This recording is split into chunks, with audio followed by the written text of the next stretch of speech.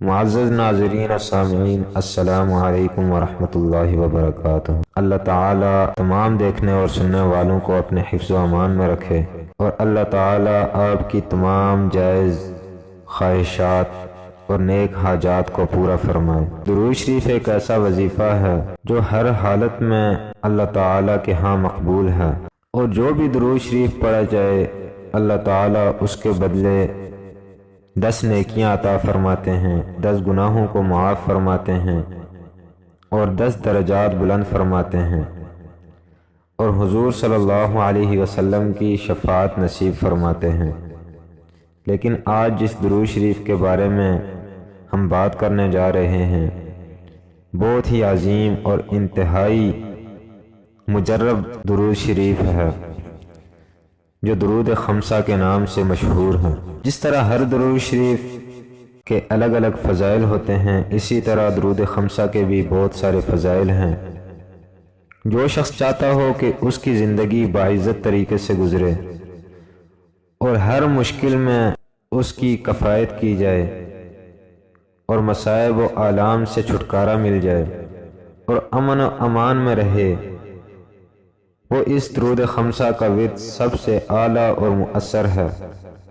اس درود پاک کو کثرت سے پڑھے، ہر ایک کام میں یقیناً کامیابی ہے، اور حاجات انشاءاللہ العزیز اس کی پوری ہو جائیں گی۔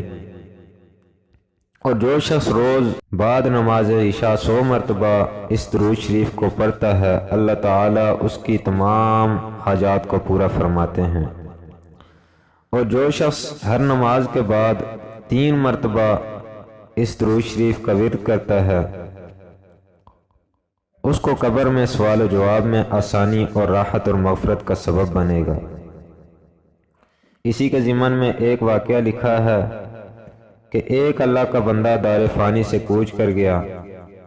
ایک صاحب کشف ولی اللہ نے اس سے دریافت کیا کہ خدا نے تمہارے ساتھ کیا معاملہ کیا، تو اس نے جواب دیا کہ ہر جمعرات کو درود خمسہ پڑھا کرتا تھا، اس وجہ سے اللہ تعالیٰ نے مجھے بخش دیا۔